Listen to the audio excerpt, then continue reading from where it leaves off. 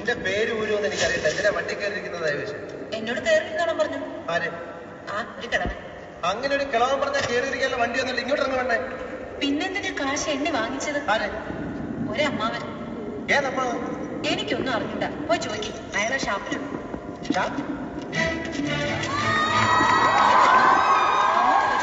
എന്താ ചോദിക്കണം വെച്ചാ? അമ്മാവൻ ഞാൻ എന്തൊക്കെയോ പറഞ്ഞു.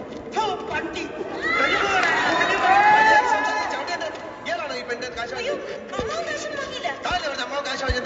ഇത് എന്റെ അമ്മാവനാ. അമ്മാവൻ കാശ് വാങ്ങിന്ന് പറഞ്ഞത് ശരിയാ. പക്ഷേ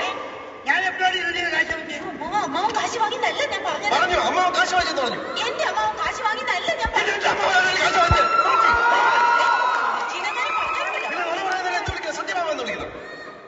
ഞാൻ പറഞ്ഞത് നേര് തന്നെയാണ്.